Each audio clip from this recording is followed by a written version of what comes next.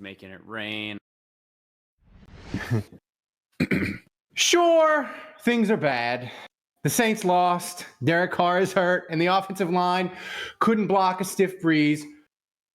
But kids, it can always be worse. Sean Payton's Broncos gave up 70. Thomas, hit that intro.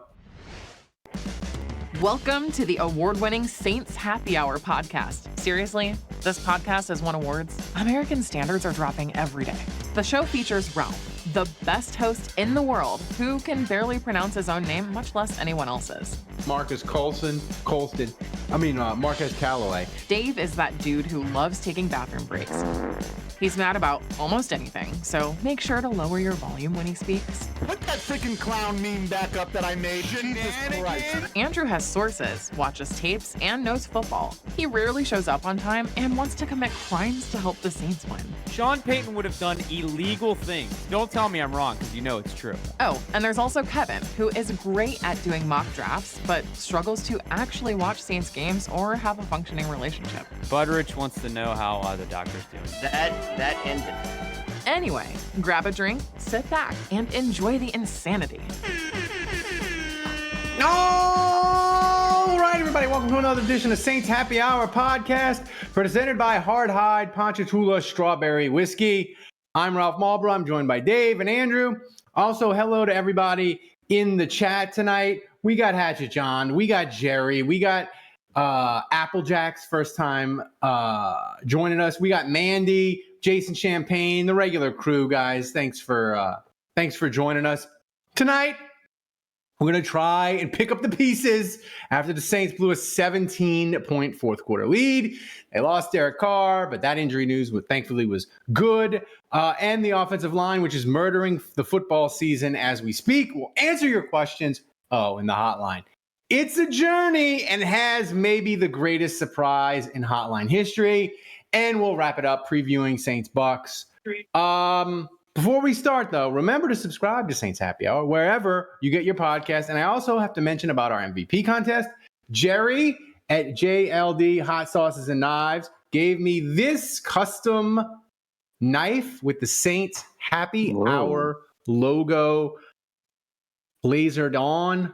We are going to raffle this off at the end of the season. Look at it. You could cut steak, murder a hobo. You can do so much Jesus. Jesus. You can do so much fun Murder stuff. a hobo. My God. In a video game. It's just a suggestion. I'm not in a video game. No, Not a in real video life. game. I'm just In real saying, life. if we reach $100 in donations tonight, the MVP will choose the mini bar, which my mini bar booze collection, which I'm going to poison myself. We're in a booze shortage crisis, although I got people sending me some crazy stuff that patrons have sworn is on the way. And hey, listeners, so send it to me.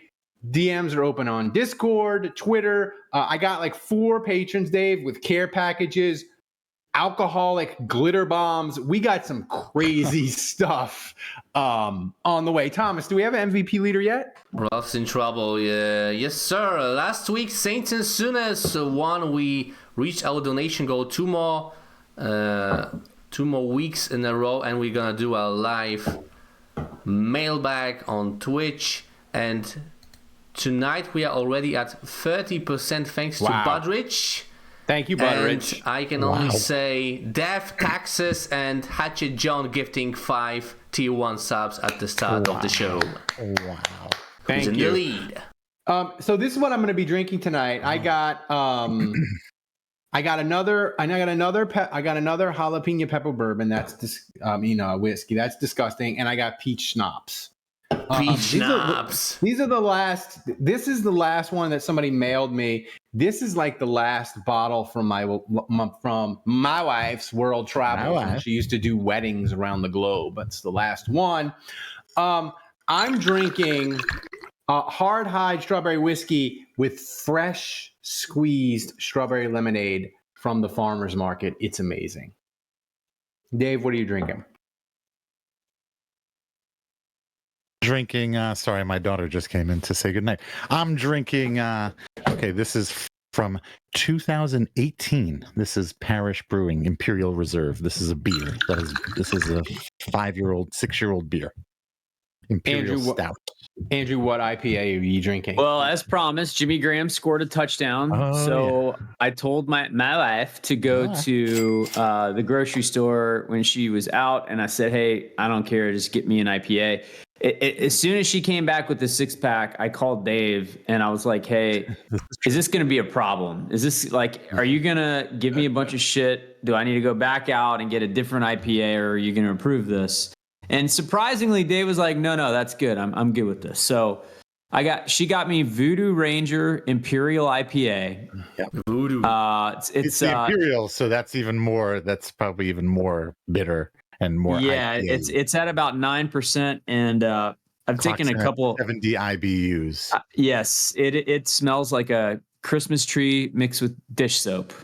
is what I would. I hope that Jimmy Graham can get like a streak going of touchdowns. That would be amazing.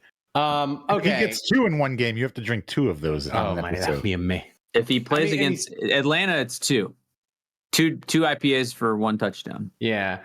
The Saints are 2-1, Dave. They gagged up a 17-point lead, as I said at the top. The offensive line did the inevitable. Derek Carr got hurt. All bad. By the way, patrons got early access. Dr. Thomas was nice enough to come on last night and explain the injury in the sexy Dr. Thomas way that he does. But it's all bad. You should have done video for that podcast. We should have. But Dr. Thomas Finke is. Okay. So, what is worse? The Derek Carr injury or the Jameis stands at full throat this week? Yes. What? Yes. What's worse? Final answer. I mean, not having our starting quarterback is definitely, I think, the worst. But I mean, this we knew this was inevitable. We knew this was going to happen with the offensive line playing the way they've been playing. This was totally inevitable.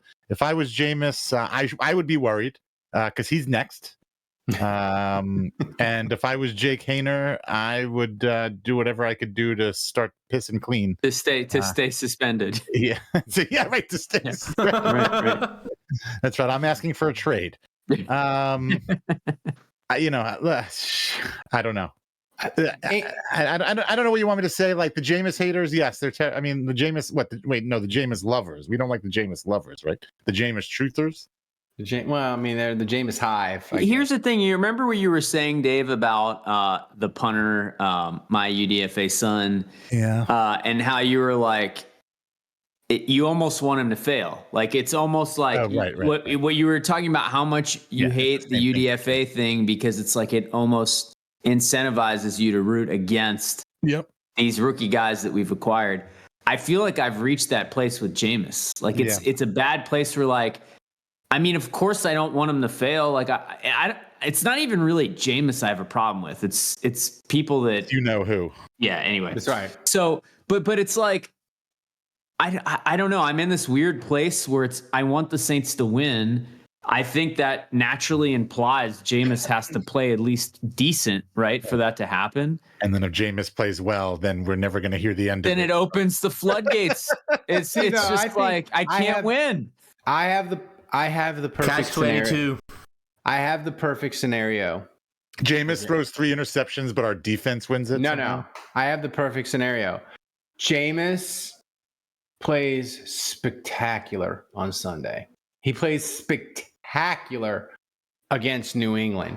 And then on the third week, playing the Bucs, so he plays the Bucs. Spectacular against the Bucs. Spectacular against the Patriots. They play the Texans. He's awful. Derek Carr ready to come back. You're golden. But that's the dream scenario. But I think. Honestly, the dream Carr's scenario. Only going to be out honestly, 1 week though. No, honestly, the dream scenario is Jameis plays this week. He does amazing. The Saints win 3-0. That's the dream scenario. No. The dream scenario is they play awesome. Jameis does amazing. Puts that film out there. Carr comes back. and we somehow flip that one performance for like a second round pick or a third round pick. That would be nice. Kind of like Matt Flynn, like that old, the Jets that's ideal. That's the ideal scenario. Of course, though, that does invite the Jameis lovers. You do have to hear that, but for the team, that's the best. That's the best scenario. But look, this is. Can we all agree Jameis was terrible on Sunday? Here's the problem. Okay, here is the problem. Like, I can't.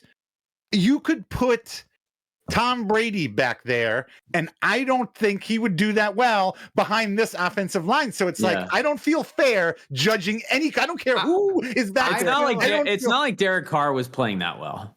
Here's the thing with Jameis from Sunday. Like, he got him to the field goal. He did. Yeah, I mean, that's true. Groupie is the reason we lost this game. F Groupie. Groupie.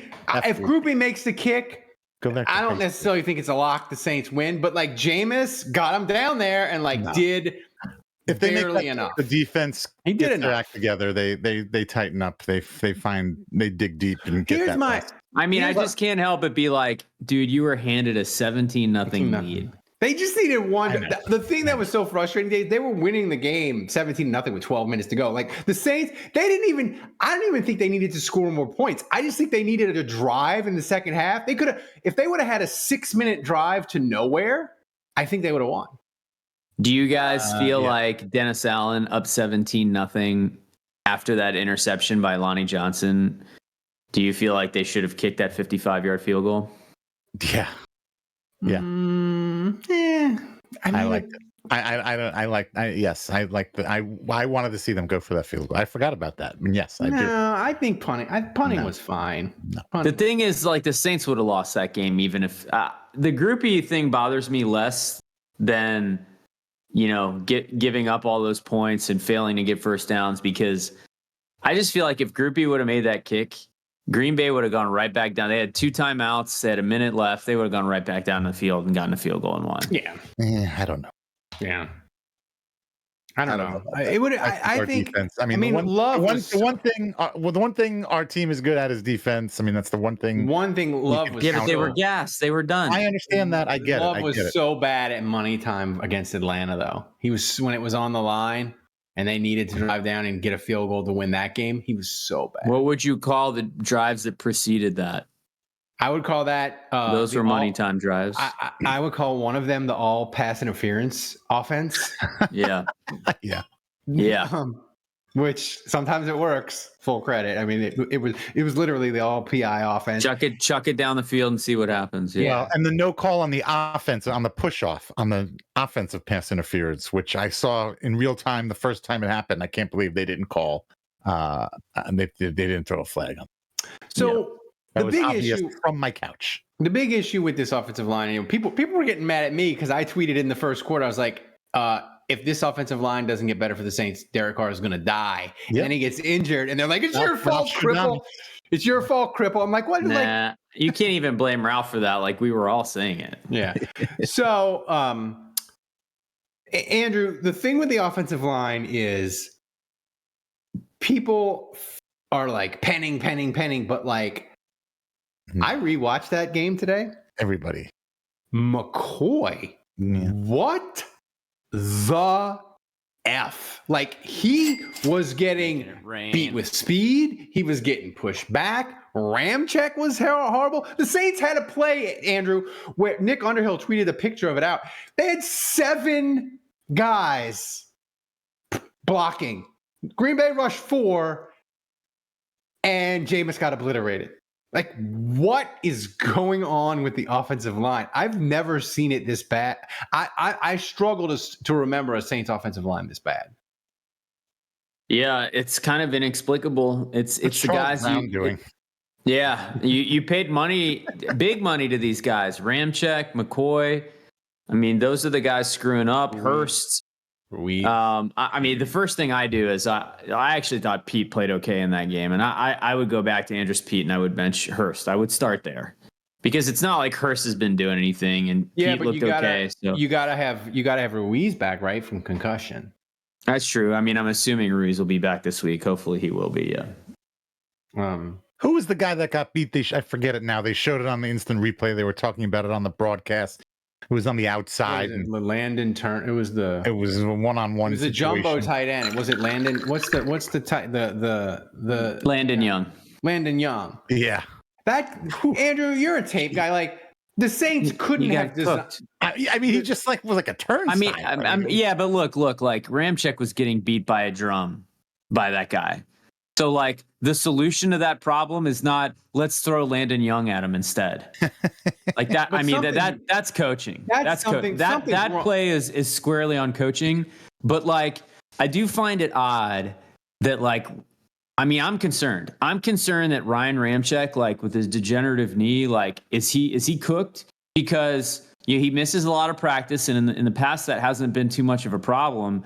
But like, he's had tough matchups before. This is the NFL. This is nothing new. He's had to block Khalil Mack. I've seen him erase some of the best edge. I've seen him erase some of the best edge players in history of the game, and.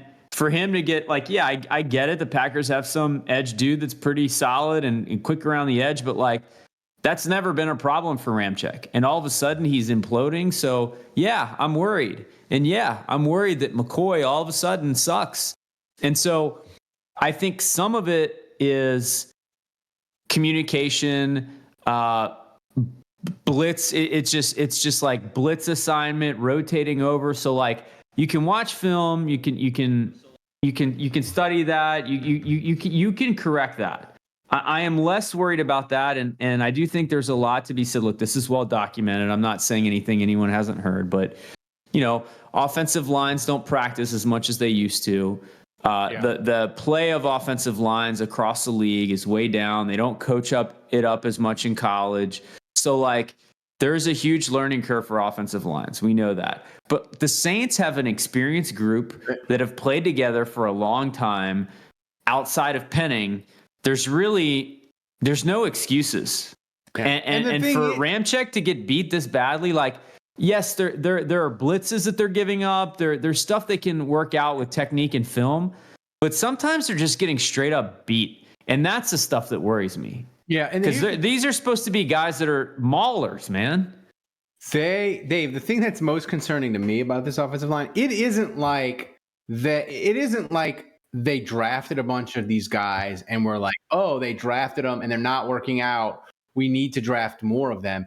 They drafted these guys. They paid Ramczyk $100 million. They paid McCoy $60 million. They paid Ruiz $44 million. Like they're stuck with these dudes for at least 2 more years. Like there's no.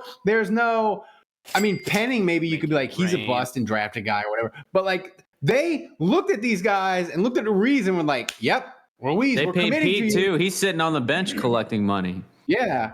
So I miss making it rain. Remember when we had Carl Nicks, Jari Evans? Who was the left tackle? Jamal Bushrod. German Bushrod. Goodwin at center. Zach at right. I would kill. Imagine if we had that offensive line. We would be unstoppable. I think we would be undefeated. I think we can go undefeated with that offensive line. I think if Derek Carr just hadn't gotten smashed to bits, I think they'd be undefeated, even with the bad offensive line. Yeah. I mean, the thing that's frustrating, though, now, as we just look at this line moving forward is, well, obviously, if Ramczyk is done, right, like if he can't do it, then you're in big trouble, okay? But, like, they're averaging 3.4 yards a carry, and that's with Taysom Hill averaging like 6.6. Oh my! They're averaging 3.4 yards per carry. That's like bottom 5 in the league. So they can't, and that's with Taysom and all the running that Taysom's doing, 6.6 yards per carry, and they're still at 3.4. So like they can't run the ball. There's no holes. They can't block. They're getting sacked at will. Like they're not doing anything right. Nothing. There's not one guy across that line that's playing well. Not one. And here's the thing that's kind of depressing, Dave, too, is Kamara announces he's back with just a tremendous social media video. Thomas, play this video that Kamara love this. posted. when he could go back to the building on Monday. This video, I'm assuming Kamara had somebody make it for him, but maybe he got crazy and he got wild in like Adobe Photoshop. Thomas, can you play that video? Yeah, you want it with audio or not? With audio, for With sure. audio, yeah. Gotta have the audio. Gotta have the audio. Home free! Home free! Let go! Let go! Dennis Allen. Bit my tape. What you did, boy? Nigga in there doing push-ups. Well, I see you, boy. No, this Ray. That little Ray. Man, this ain't That right. little Ray. Hey, Ray. Derek. What the fuck, That man? little Ray. Hey, That little Ray. I love you, boy. God, Hey, God. Ray got big as fuck, Hey, man. Ray cold on the field, Yeah, too. yeah. Hey, Cold. the demon home too, pussy. Demon home. So here's the thing. Here's the thing that's critical about this video, Andrew. He posted that video after he knew Derek Carr was injured. The video is, you have to watch the video because it's got Alvin Kamara's face superimposed on He's it. got a and guy Dennis getting out. Allen and Got a guy getting out of jail. Yeah. And he's hugging, I guess, family members, and he's hugging Derek Carr with his superimposed face, and he's hugging Dennis Allen, who has his face superimposed on someone's body. But the reason why this video is interesting, Andrew, because Alvin Kamara, this video has Dennis Allen and it has Derek Carr, and he posted that video after he knew Derek Carr was injured, and I think he didn't swap out the face for Jameis because he knows Jameis isn't going to throw him the ball.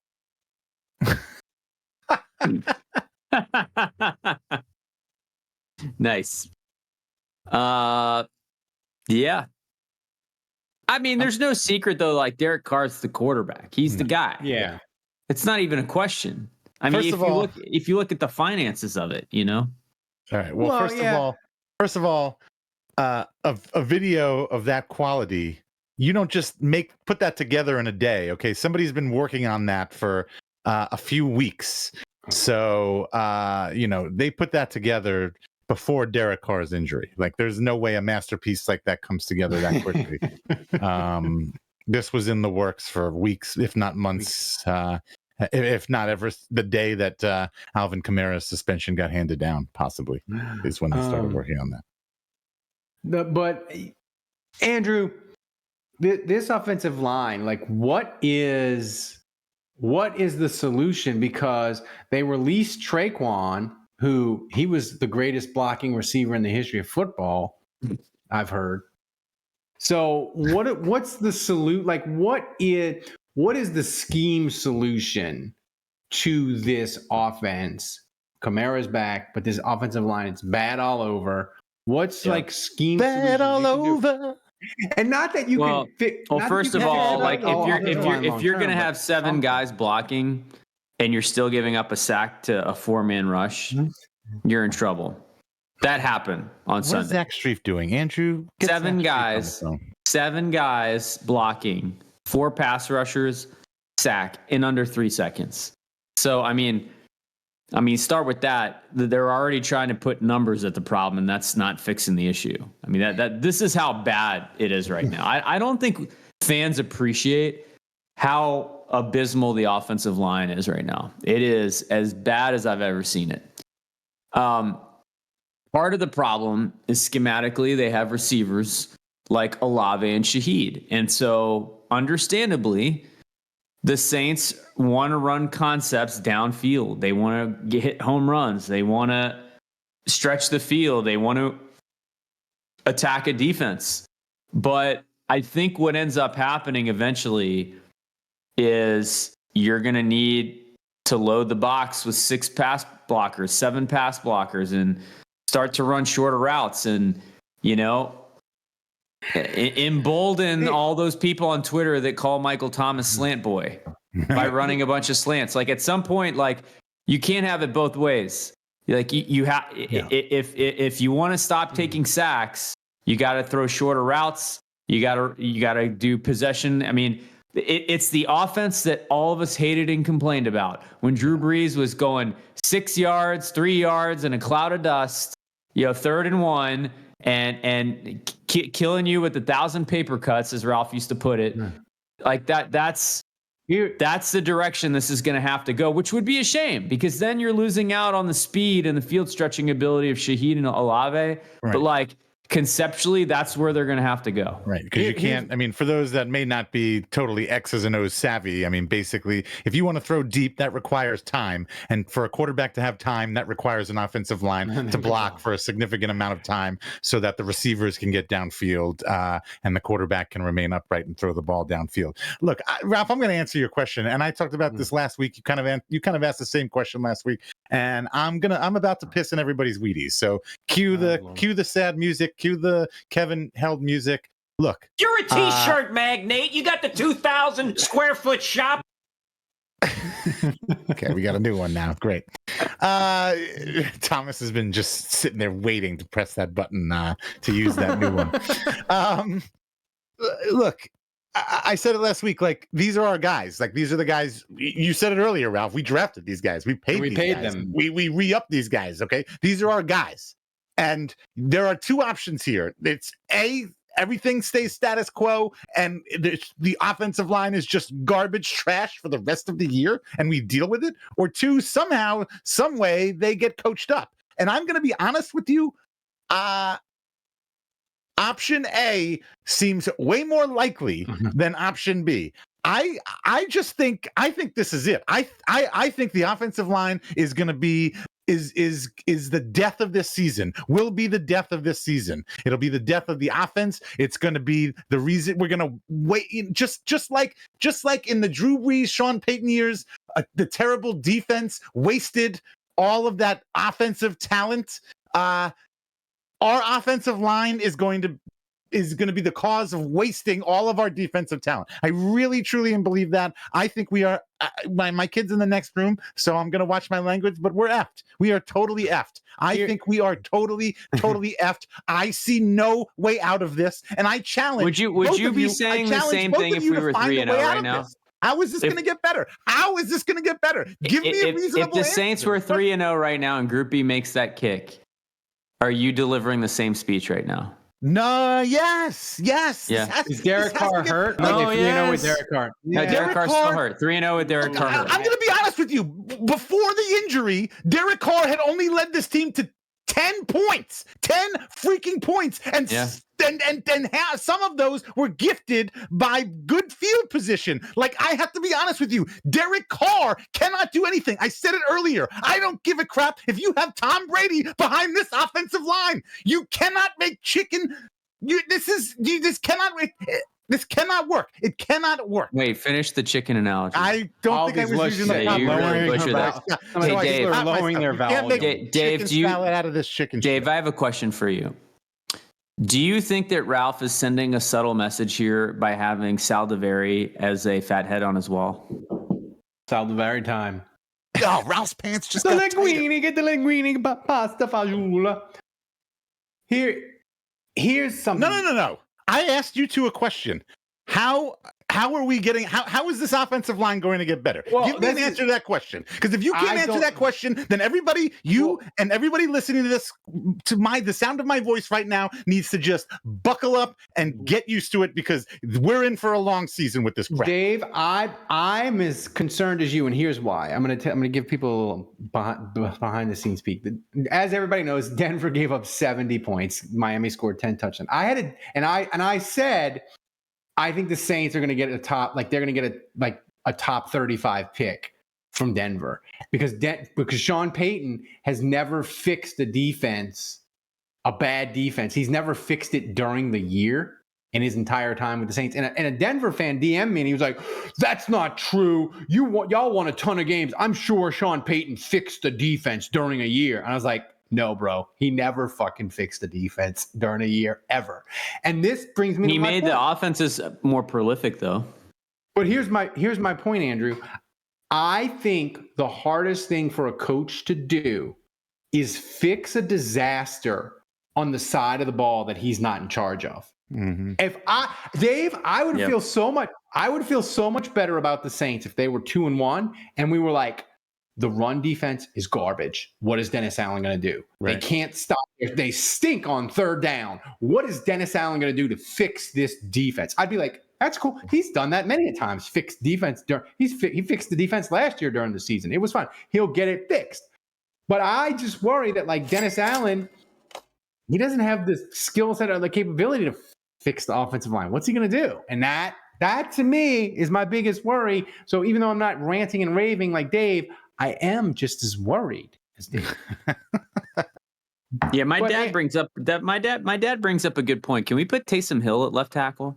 I mean, can Taysom Hill play all 5 offensive line positions? Honestly, I see no reason. Taysom Hill has shown me nothing other than to believe that he could actually do that. Like, I mean, what is he? Yeah, I mean, honestly, right now it seems like Blake Groupie is playing offensive line. Oh my God! Here's a question. Here's a question from a scheme X's and O's question that I have for you, Andrew. And this is the thing that's been frustrating for me for the Saints, especially going into Green Bay. The first 2 weeks, the Saints, they went into the game and they were like, our offensive line is good. We're going to block Tennessee and we're going to cook their secondary. They went into the second game thinking our offensive line is good. We're going to cook the Carolina secondary. They don't have J.C. Horn. We're going to cook them. And it didn't work out that way. They made adjustments in the second half, got the win. But at some point, Andrew, the Saints have to acknowledge their offensive line is terrible and adjust schematically to try to fix it. So when does that are we at that point, do you think, where the Saints admit can't take the shot plays? Because we all these things we want them to do, crank up slant boy, shorter passes, do the Drew Brees paper cut offense. Yeah, none of those. By the way, I just a quick word on terminology. None of those fixes the offensive line. They are they're a Band-Aid for like a week or two. No, they're not even a Band-Aid. They are a result. They are a reason. You know, they're a change in game plan, but it's not a fix to the offensive line. It's not a fix. It's the offensive line still sucks. It's a fix. It's a fix in the sense that you're embracing the suck. And you're doing what you can to mitigate. You're turning into the skid. Your weakness. Yeah, you're turning into the skid. But Andrew, is that look? I hate to break it to you, but like if you decide, all right, we're going paper cut offense, I can't imagine a quarterback less fit to run it than Jameis Winston. So I hate to break it to you, but like he's kind of miscast for that. Now Jameis chucking the ball down the field, deep route concepts, play action pass. Yes, Jameis can do that. So. Unfortunately, I think they kind of have to hope the offensive line plays better against Tampa, and Jameis is able to hit some throws downfield. I think you got to throw caution to the wind, Dave. I think you can't do the paper cut. I think you got to let Jameis cook for good or for bad. You just got to chuck it around and just hope for the best. Hope Jameis catches a heater. I will say this: when Groupie missed that kick, the Saints had one timeout left. And this is where like the Jameis one of ones and the other people that stand for him, like this is where they lose me. Jameis Winston had 2 timeouts called pre-snap due to failure to get the ball snapped and just kind of confusion. And this is classic for him, right? And so at that moment, the Saints had 1 timeout left. Whereas I believe in the same situation, if Groupie misses that kick and Carr's still healthy, they have 3 timeouts left because Carr, I mean, I think we can all agree on this. He commands the huddle. He's aware of the clock. He's aware of the situation. Like the Saints aren't burning those timeouts in those situations. So, you know, I think that's the thing that gets lost in the stat sheet. That's the thing that like when you start to talk about all these advanced metrics for passing, EPA, it doesn't account like how aware are you of a blitz coming from this side? Well, obviously Carr may not be that aware of it either because it's coming. He's taking fire from all angles. But, you know, those are the little details that like just frustrate me with Jameis to no end. So, but, you know, but look, I think you have to accept that Jameis is what he is. And going into this week, he's playing Tampa.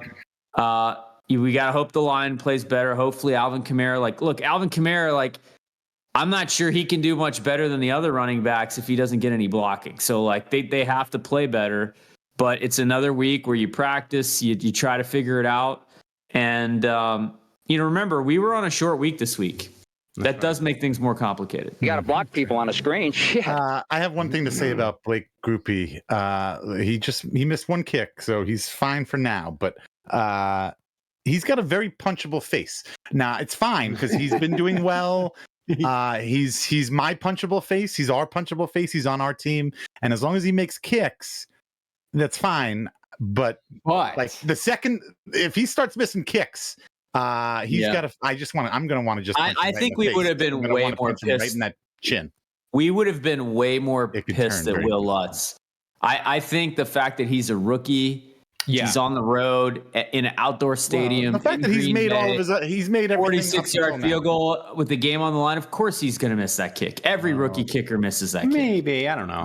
I mean, the thing is, I think you're right with Lutz. I don't give a crap whether you're a rookie or not. Like Lutz would have been like, you missed the kick against Carolina in the season finale, and you missed this one, buddy. We're tired of BS. Yeah. So I think that's true. I'm just saying, Groupie needs to watch it because we can turn very quickly, and all of a sudden he's got a very is Groupie on the hot seat for you more than Lou Hedley at this point, Dave? Because neither have been superb. I hate Lou Hedley because he's Lou Hedley's never done bad by me. Punalytics, your UDFA son. He was the Punalytics. What is that? It's analytics. You're making shit up. No, it's analytics for punters, and they did it. He was the 5th worst punter. Thomas, look that up on the Twitters or the X. Punalytics. It's a real thing. Lou Hedley. 5th. I don't know if he's going to make it to the end of the season. He was 5th worst. Thomas, give us a donation update. He hasn't been great. Before you go look for Punalytics. We are already at 70. Look for you, Andrew. 75% tons of generosity coming our way. Two more. It's coming. $200. Thanks to Who That Golfer for 500 bits. Thanks to Brad C. Knapp, the friend of Dave, for. Come on, Brad, let's go. Did he leave? Is he still here? Hey, look, let's donate some more because the only way we're going to get through watching this offensive line again is if Ralph chugs some peach schnapps. We know. I don't know if Brad's still here or not, but I know how much Brad Knapp makes, and I know he could afford to get us. shaming people to give us money. That's the way. Thank you, Chef. I read that NOLA.com article, Brad. Also thanks to Hatchet John for gifting another 5 subs. Thank you, Hatchet John. Thanks to Jason Champagne for gifting a sub, and Who That Golfer for 500 bits, and just right now Chef Colin for 1 key bits, and Hatchet John is in the lead, safe and sound, with 5 key bits. I know. I'm just gonna really quick vault Dave ahead of me in the bouge meter, but the guys before the show were making fun of my haircut, and I'm like, yeah, look, I'm a man of the people. I go to Hair Cuttery. They didn't know what Hair Cuttery was. It sounded bougie. Here. But the Hair Cuttery is a chain. It's like Supercuts in New Orleans. It's like $20 haircut. No thrills. You just boom, boom, done. Haircut's usually pretty bad to mediocre, depending on who you get. And your hair grows out 3 weeks later. It's fine. But you're lucky. I just want to say I'm a man of the people. I get my $20 haircut in. Very unbouge. Bouge shaming is the new hot. Yeah, well, see, Andrew, you fell into my trap because wait. So, how much do you pay for your haircut? $20. Okay. Well, you know what? Oh, you don't tip? Yeah, sure. $5. 25 bucks. Well, you know how much I pay for a haircut? 0, because my wife cuts it. There's nothing less bougie than going outside with no shirt on and having your wife cut your hair in front of the whole neighborhood. You don't get it cut. You can't even claim it to be cut if it's just clippers. That's not cutting. There's no scissors involved. It's still okay. I'm shortening my hair. If you put it on a 2-guard and you're just buzzing it off, that's not a haircut. No, if you don't put the little bib, little bib on, there has to be actual scissors being used at some point. Wait, how often do you get a haircut? I kind of let it grow out, and then I go short, and then I let it grow out. How often? Again, about once a month? No, I would say every 8 weeks. Okay, so every other month. So you're spending and 25 times 6. So you're spending $150 on haircuts. So I'm spending 0. So talk about bougie. You're not getting your haircut. Thank you, San Antonio, saying I did get a haircut as well. Supercuts. No, Alfredo. It doesn't include the hair on my back. Well, she'll go down to the top of my back. It includes my neck though. I don't include my neck. So, speaking of terrible things, Did we get there? Oh, we are so close. What are we at? We're at Yeah, how close are we? $1 away, $10 away. the defense, Andrew, You best come hard. well, they gave up 18 points. I was really frustrated with people on Twitter. They were yelling at the defense. I was like, this is the reverse argument. They were gassed. This is the reverse argument of 2015 when Drew Brees would throw for 350 and 4 touchdowns, and people would be like, but in the third quarter, they punted one time and they had to kick a field goal. I'm like, they scored 38. What do you want? That God, I can't believe you're bringing me back to that. That was infuriating. It's the reverse argument of that. We'll be like, oh, yeah, but Traquan Smith dropped that one ball. They had 2 drives in the second quarter with no points. Speaking of Traquan, we hardly knew ye this season. But I'm going to pour one out for him. He was released today. I felt like, this, it we'll felt see you to in me, Denver. You're not kidding, Dave. It felt to me like the Saints defense was a little unlucky. Making it rain. And when I was watching it live, and then I heard Mike. There we go. Oh, here we go. What is it going to be? Peach schnapps? Even better when it interrupts Ralph from something Peach boring that he was schnapps about to say. or jalapeno pepper whiskey? Chasing What's it going to champagne. be? Ooh, Vodka. jalapeno whiskey. Yeah, Yeah, I think it should be that, actually. Yeah. Didn't we do that last? Oh, jalapeno whiskey. No, not it was hot jalapeno vodka last week. It was vodka last week. Interesting. Can you mix them? Can you do half and half? Ooh. I can't. I don't have the Malta boot. I did buy a little bottle of Malort, Ralph. All right. Well, who's winning? Hatchet John? Hatchet John is in the lead, yes. Yeah, he All right. says jalapeno. Oh Lord. Jalapeno. Oh Lord. Here we go. Here we go. I hate this. I feel like it's unnatural, and that's not the way God intended it to be. By the way, I finished the IPA. That was awful. Oh, this smells terrible. You should wash it down with some hard hide strawberry punch. I will. Hard hide strawberry. No, I was talking to Andrew, but yeah, you should also. Well, Ralph won't send it to me. So. Ugh. Hey, Sally, I need assistance. What is that? I love that.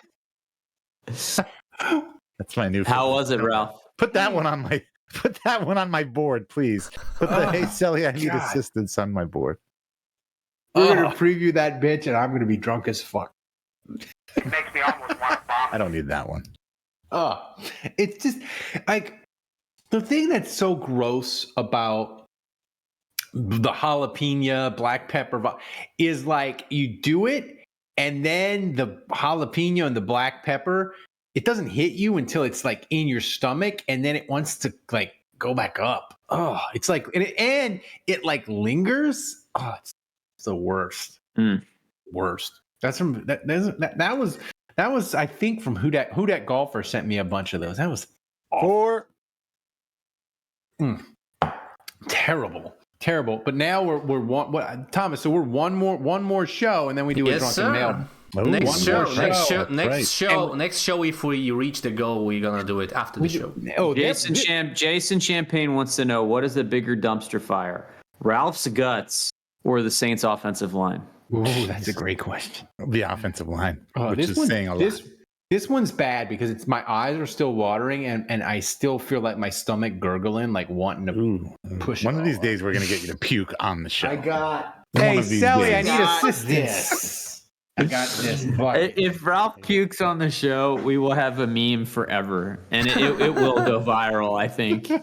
Thomas, how do I have to have you change the sound bites on my soundboard? Yes, sir. Okay. I want the Sally assistance one. You need to pay me.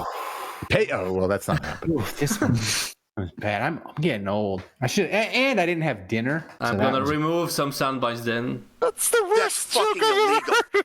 That's one of my favorites. So, Andrew, I was listening to Mike Lombardi, and he made an interesting point. I was watching the game, and I felt like the Saints defense was unlucky. The Saints their defense got their hands on 15 passes, and they only had one pick. It was really unlucky. Wait. We got our hands on 15 passes? Yeah. 16 of those were Alante Taylor. He I mean, I know it went off the rails, and so it's easy to kind of overlook how good he was, but holy shit. Insane. For about 3 quarters, he was a one-man wrecking crew. Yeah, I mean, like one play he's breaking up a pass in the backfield. Next play, or next play he's sacking the quarterback. It was like, holy shit. I texted. I was like, he's gonna have to ask to piss in a cup by the NFL tomorrow. Here's the thing that's so interesting about that, Andrew, is the Saints were just like, yeah, you're playing, we'll play you in the slot, we'll play you outside. Like, I know I tend to be prisoner of the moment, but No. You know. is Alontae Taylor, Never. not that he can be Lattimore, because Lattimore might be right now the best corner in the NFL. Mm-hmm. I think you can make that argument. We already paid him, right? We don't have to worry about paying him, so you're good. Whew. Is Alontae Taylor in 2 years, because he's only in his second year, by year 4, is he going to be a top 15 corner in the NFL?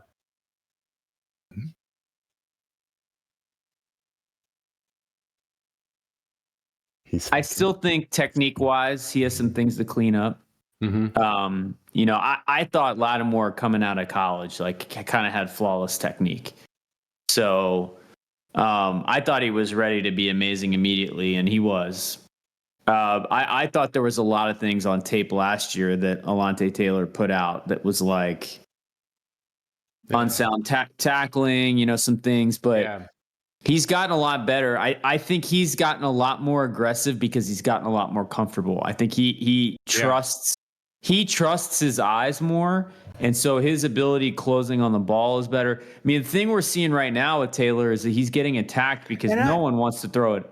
I want to say no one wants to. I want to say this, like Joe Wood, he got a lot of crap as like being the defensive coordinator in Cleveland, and now people are like, they got Jim Schwartz and their defense is playing out of this world. But Joe Woods, he's like focusing on the secondary. Like they got Isaac Yiadom. Yiadom, he's looking like a really nice corner, and they just like picked him up off the street. Like Ralph can't say anyone's name right. I mean, he tipped the ball that created a pick. Lonnie Johnson came in and had a pick. They're getting their hands on a lot more footballs than they were last year. Remember we went through that huge drought where we weren't getting any picks. So, I mean, it's early in the season, but it's good to see a huge uptick in turnovers. Obviously the Packers got hot there. The thing that was weird for me in that game was the Saints really didn't get to Jordan Love very much, and they were missing the whole left side of their offensive line. And I'm just surprised that the Saints ended the game with 1 sack. Yeah, that's what I was. Pass rush was a disappointment. You were disappointed. The run defense was really good, except for Jordan Love's scrambles. But I said it, like the pass rush, especially when they didn't have Bakhtiari, they didn't have their All-Pro guard. Like I was expecting better. Dave, you're our pass rush sort of connoisseur measurer. Were you disappointed? I was very disappointed in the pass rush from this standpoint. When you get up 17-0, I feel like that pass rush should have got cooking. Yeah. And it did. Yeah, you can. When you're up 17-0, you can kind of pin your ears back and have a little fun. Yeah, I don't know. I don't know. I guess some of that is on Jordan Love. That's what happens when your quarterback isn't Derek Carr. Yeah, Jameis they moved him Winston, around a little bit. They did the little boots and stuff. It was frustrating. And again, the second half, they were obviously gassed after the Derek Carr. Aldi asked, "What's the candy tonight, Dave?" No candy. I'm drinking white cheddar. Well, you're just pounding. Well, it's popcorn. It's not candy. It's popcorn. My goodness. And then I have. By the way, Chef Collins filled pretzel nuggets next. Chef Collins said, "Yeah, Hendrickson, he single-handedly destroyed the Rams last night. Like Hendrickson, man, he's the one that got away." But here's the thing, people were on Twitter and saying, people said, "Oh, they signed Granderson." Andrew's UDFA son, they signed him to $52 million contract because they didn't want another Hendrickson.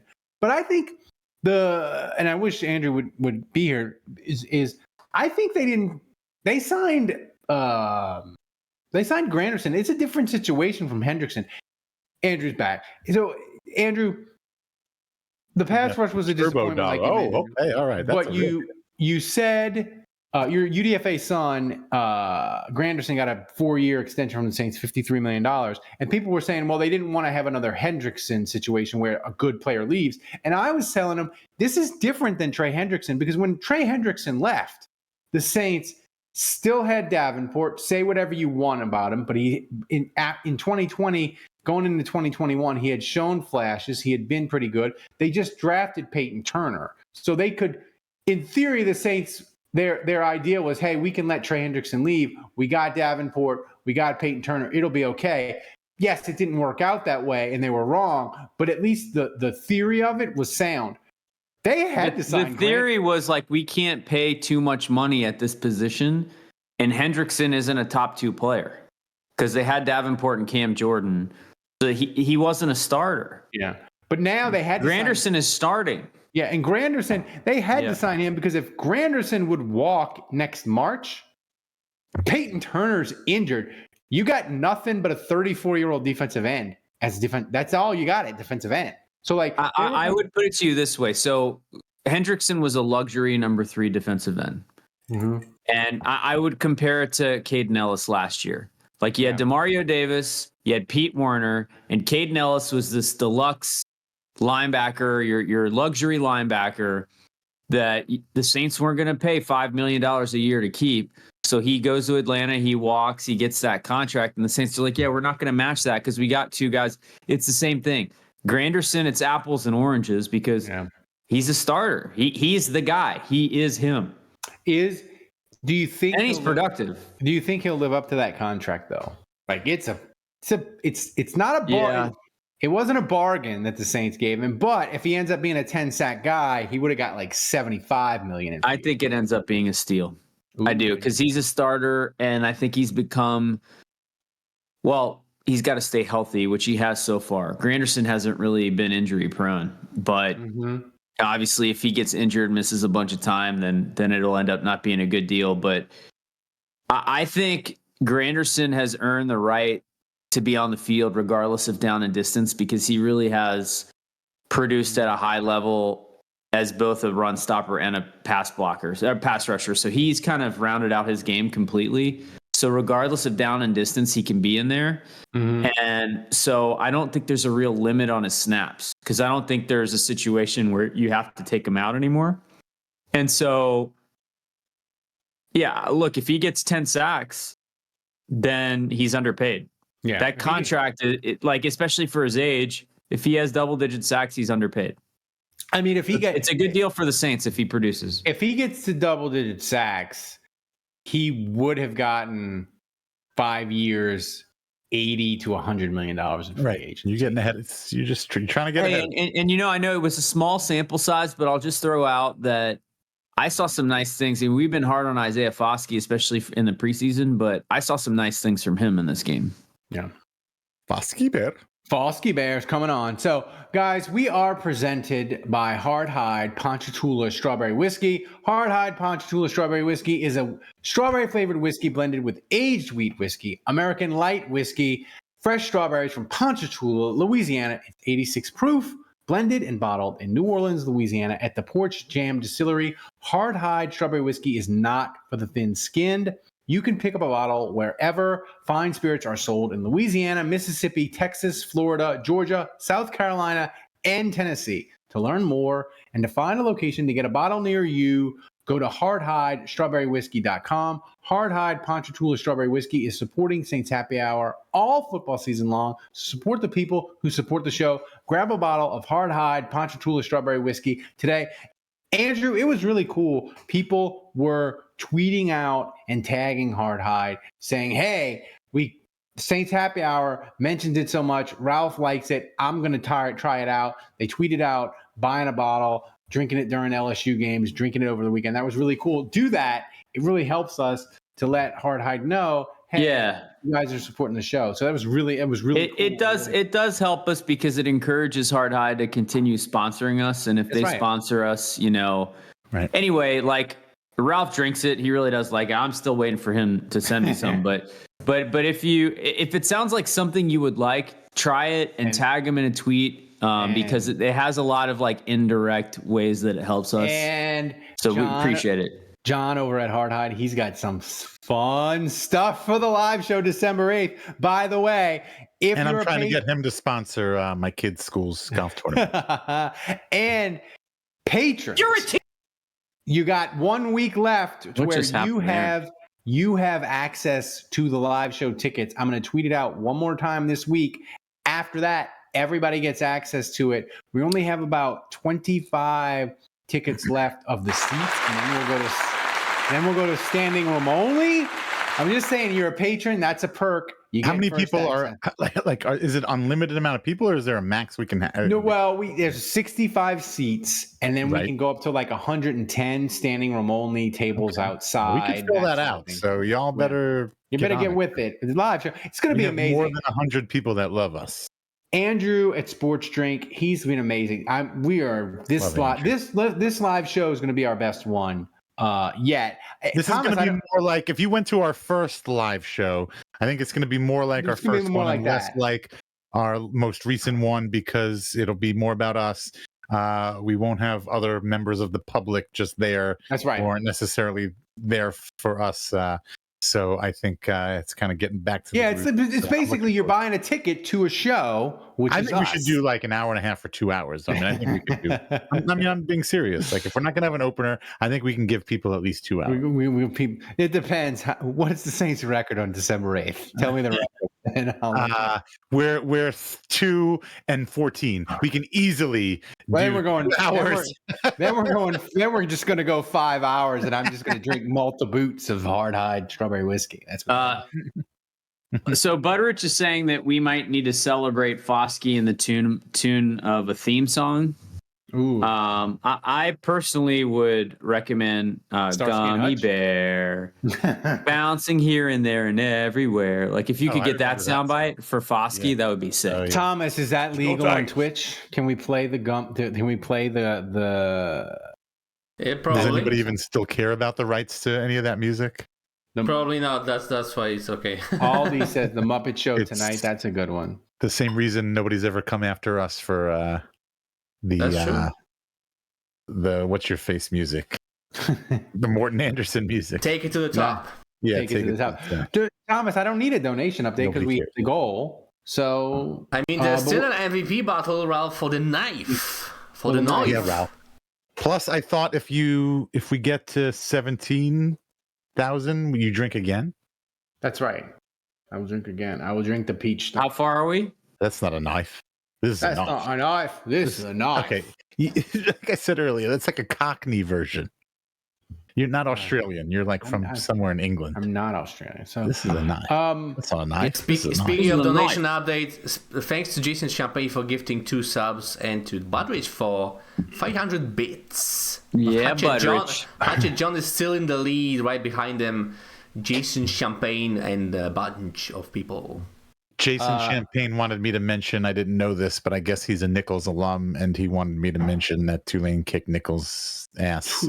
Tulane might go 11-1. I feel like at the live show, if Jason Champagne is going to be at the live show, there should be a segment where if you answer trivia correctly, Jason Champagne has to chug champagne. Send us ideas. Send us bits for the live show. Send us ideas. That's right. If you're a patron, if you have any ideas. If you're a patron in the Discord, probably won't take them, but send them to us anyway. Send us ideas if you're a patron. They might be good, and if we need ideas. Them, and we're not going to credit you, so just send them our way. Especially if we're going to do a 4-hour live show, we need ideas. I didn't say 4 hours, but we can easily do 2 hours. Come on, right. People are paying for this. Okay, so the hotline should be the length of a movie. Oh my gosh, I am so excited. Here we go. The hotline. It was a journey. Thomas. By the way, I've said this before. If my kids, if they're listening, not now, but like if it's like the future and they're listening back to past episodes, please, on my gravestone, please put Dave. He thought of the hotline. The hotline was his idea. Just put it Thomas, on my bitch. Thomas, that was inappropriate. Thomas, explain to the people the hotline this week. It's magical. Explain it to them. I think it was the hottest hotline ever. Hall of Fame quality. Hotline. Did Daphne and Angela call again? Maybe. Uncensored version is 18 minutes long. Wait, Adam, 80? Did you Adam say the radio. 18. 18. Oh, okay, 18. okay. 18. That's an hour and a half. That's 18 like minutes longer long. than Cars 2. Edited. It's at 18 minutes long. Adam, the radio voice called. 18. Dave's friend April called. She was mad and left a whopping 4-minute message. Jesus Christ. Someone almost choked to death. And guess what? I think even Jameis 1 of 1 called, guys. What? No. Oh my God. Oh, No. Ralph mentioned this. Ralph dropped this bomb pre-show, and I was annoyed because I wanted him to drop it to us live on the show to get my instant reaction. But I'm still surprised right now. Why do we think this is Jameis 101? Jameis 101 has graduated from novel DMs to Andrew. No. Calling the hotline. Do you think there's any chance that Hold on. someone said, pretend you're Jameis 1 of 1 AI and call the hotline No. and First of deliver all, a voicemail as Jameis 1 of 1? Jameis 1 of 1 has been on many podcasts and radio shows and audio formats, so like we could easily We'll recognize his voice. Yeah, well, we can compare it. Yeah. But I'm curious to know why, Thomas. Why do you think it's Jameis 1 of 1? You'll see. All right, so hit the hotline, Thomas. Well, Jesus, I'm like, talking about. I'm pumped. I am pumped. I'm locked in. Jesus, you're locked in. Yeah, I'm gonna just wait a second, Yeah. to build the suspense. To build the suspense. Where's the cricket soundbite? Okay, never mind. It's time for this week's hottest takes from the Saints Happy Hour Hotline. It's just the first quarter, but I had to call. Jimmy Graham with the touchdown. This has got to be the only game where we're up 2 scores, and I almost feel like we're losing. Our offensive line is just garbage. We can't get any pressure on them. They're just screwing up. Who the hell is Isaac Yadam? Anyway, nice breakup, bro. Never mind. Yep. Take Yadam, drop him off whatever freaking bus stop or fucking soup kitchen you found him from. Get him off my screen. Were those Roger different calls? Goodell is going to make damn sure that Alontae Taylor has to piss in a cup before he gets on that airplane. Hey guys, Nah. sending you Zen vibes from the Northeast. You encourage calls mid-game. I'm up here in the Northeast. I've been watching Ralph the Baker from New Orleans on YouTube. I'm making a jambalaya this time, and I am cooking in peace with a juicy IPA for Dave and feeling like we're going to win this game. Halftime just started. I think we're rolling. I'm not worried. Man. Little did First he time know. this year, and I don't know, can the stat nerds maybe look up what the record for most batted down passes is for 3 games? Because I'm pretty sure that Derek Carr has it. Please call back.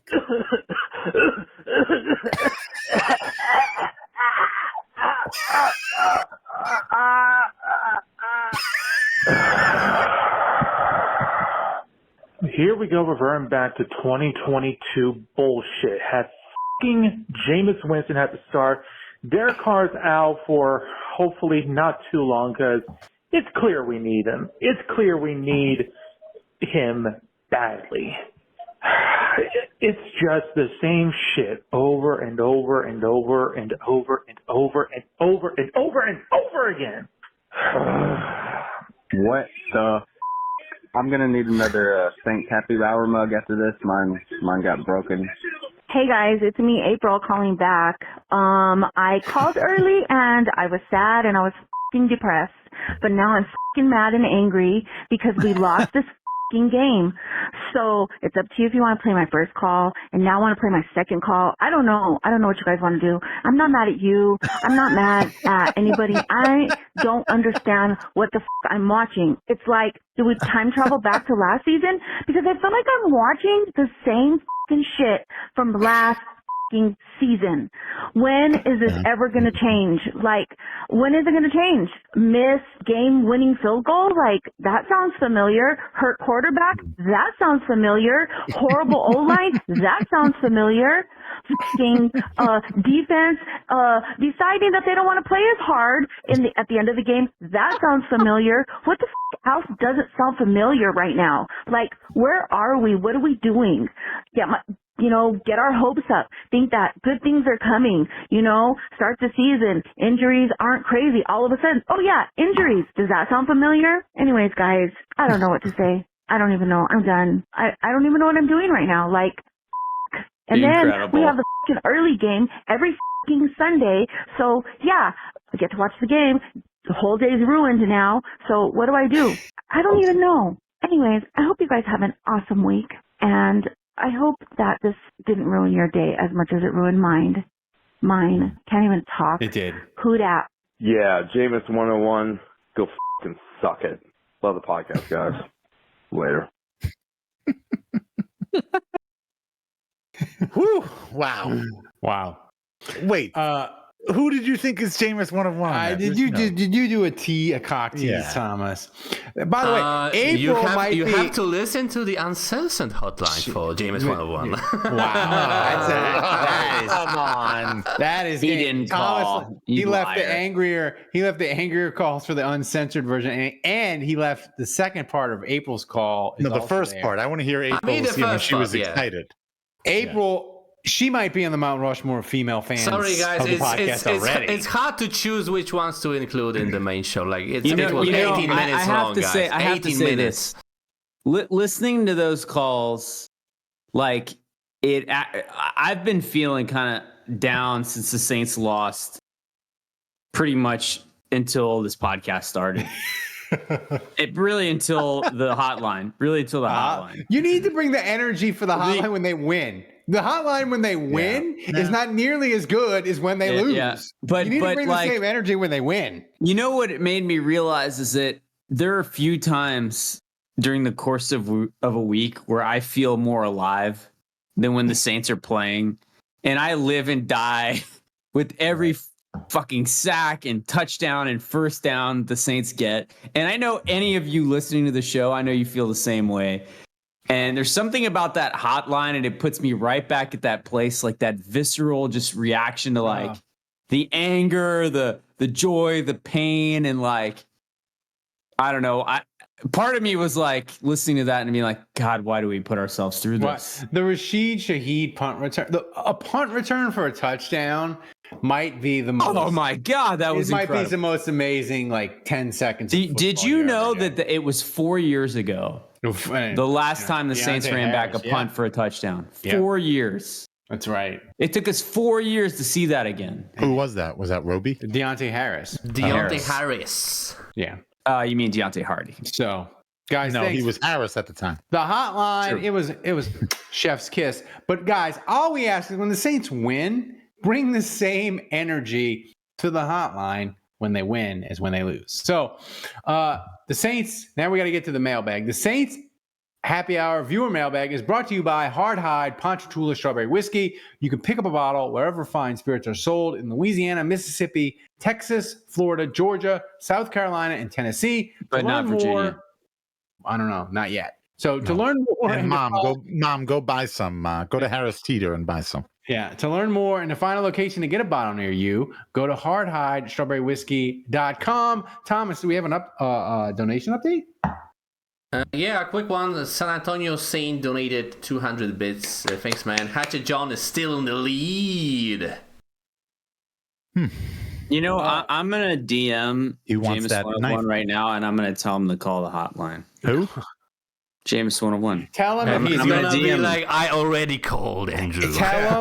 Tell him if that's a good idea. Actually, if the Saints, that's right. You want to get out your feelings? Call the hotline. If the Saints win Sunday and he doesn't call, he doesn't love Jameis as much. It's 210-595-0818, right? That's right. Okay, that's right. Tell Jameis 101 to call the hotline if the Saints. Should we all DM him? And if he doesn't call the hotline, he doesn't love Jameis as much as he says. Thomas, hit the music. It's time for the finger guns. And it's it's best case scenario for him too, because he just gets to rant and talk and nobody talks back. That's right. Wow. Who gives a fuck? All right, Thomas. I want the number one soundbite I want on my board is the my sources. Hey, Sally, I need assistance. I want that one too. That's number 2. But number 1 is my sources. I made it the fuck up. We are so having a Why don't you back it up with a source? My sources that I made it the fuck up. Yeah, that's number 1. Number 2 is, hey, Sally, I need assistance. Okay, I'll give you my bank account. So, Thomas, I'm going to read the first question. It's in the chat. It's from Aldi. Is the reason we don't fire Carmichael is because people treat him at airline like he's Milton from Office Space? First of all, I'm gonna put strychnine in the guacamole. If I remember correctly, didn't he have to be like talked into coming back? For 2022, he did. Oh, okay. This year he was all in. He was like, "Eff it, guys." No, I mean, run it back. Andrew, they isn't the bottom line is like in January, no one wanted the job. Like the Saints didn't have a quarterback, and their offense looked terrible, and no one wanted the job. Is that a fair thing to say in January? And that's why Pete is still the offensive coordinator? Yeah, maybe. Just thinking. Probably fair. I mean, listen, if in January, if you were a potential offensive coordinator, would you have wanted to come to the Saints? Dennis Allen just went 7-10. You don't have a quarterback. Michael Thomas is probably everybody thought he was going to leave. I almost think the Saints are more exciting now. Yeah, like with Carr and Shaheed and Olave, it's like, man, if I can just figure out the offensive line, this offense is pretty nice. I'm just telling you. This is why Peyton is going to want. I'm telling you, this is all lining up. Peyton is coming back. I think Gruden's going to be OC. If Dennis Allen, head coach. If Dennis Allen survives and they don't, if they don't make the playoffs and Dennis Allen somehow gets a third year, I'm just saying, get ready, John Gruden, Saints offensive coordinator. I agree. It is happening. Get ready for it. And I'm going to tell you something, Dave. I'm here for it. John Gruden. I have always liked John Gruden. John Gruden would walk over minus the emails, hot coals to be offensive coordinator for the Saints because he is out of the league. He is blackballed. Here's the thing. You just don't give him a Saints.com email and you're good. Part of me feels a little icky lobbying for, with the homophobic stuff and the racist stuff. It's bad. It's bad. There's no way around what Gruden said and did was it was gross. It was bad. But I've also lobbied for Granderson to make the team and to be my UDFA son. So we kind of pick and choose the things we judge people on morally, right? Yeah. And at the end of the day, when it comes to my football team, I just want him to win. Gruden he's had his public embarrassment. He's had his public shaming. He was exiled from the league, and I would never want him as my head coach. Here's the thing, but at this point, man, if he can help my team win some games, here's the thing though. But with Gruden and he's a really good he wasn't a good head coach / GM / having all the power with the Raiders. But as an offensive coordinator, even though he was gone for a long stretch of time, he still had it. He's still really good. And I like this from Octoberist. He said Gruden isn't allowed to have a Saints email, Hotmail only. Yeah, so he's an outside. He's an outside contractor. No email at all. No, he cannot communicate by email at all. Yeah. He just can't email. Yeah, just only pigeon mail. Pigeon mail, text, write a letter, long form. No text. No text. Yeah, you can public information the text. Wargott says Pete is on the phone with Gruden right now. Probably. I mean, DA was texting Gruden on the flight home, right, Andrew? Totally. If he was smart. Gruden needs AOL. That's what Champagne says. So what's next, Thomas? Okay, next question. We had a gargantuan amount of questions from patrons on our Discord. Next question from help me, Andrew. How do you pronounce this name? Claude Henry Smoot. Claude Henry Smoot. Claude Henry Smoot. Claude Henry, yeah. All right. The question is, this is a banger question.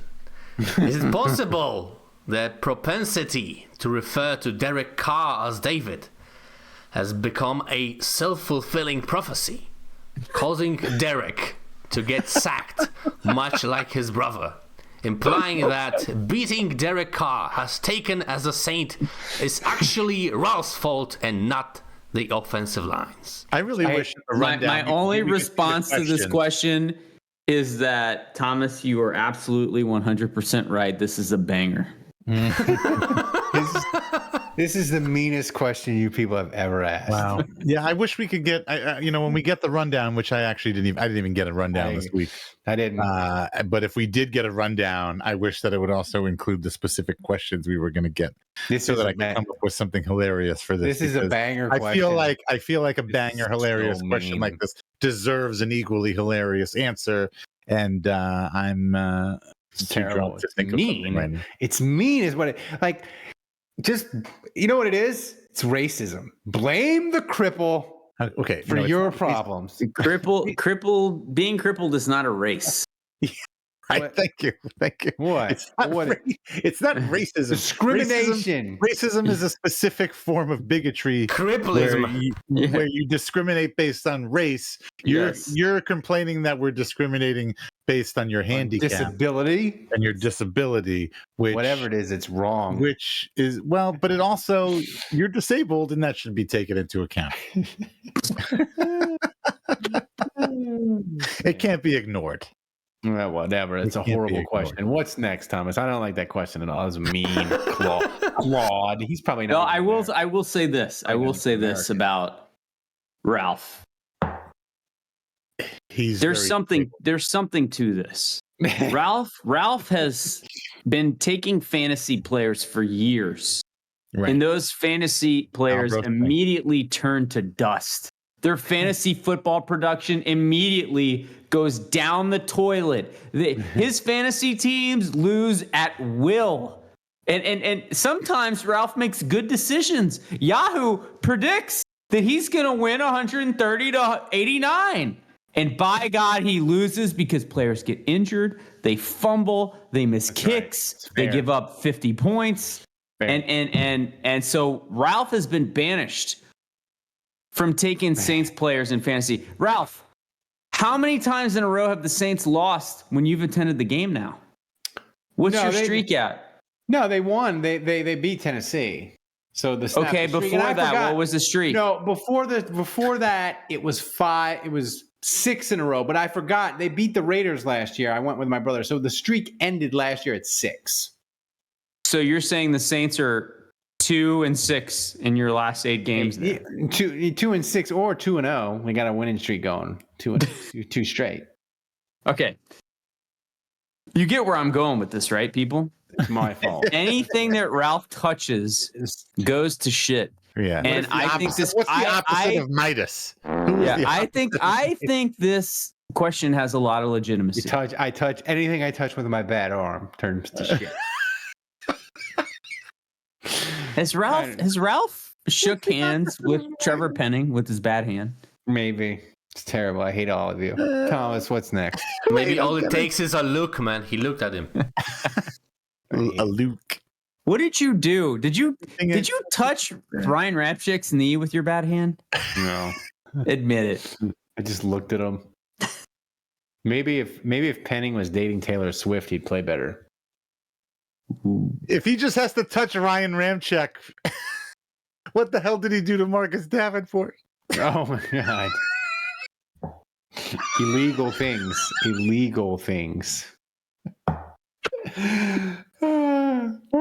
Is there something you need to tell us, Ralph? Is there something you need to tell Sally? Where's the Sally? I need assistance. Hey, Sally, I need assistance.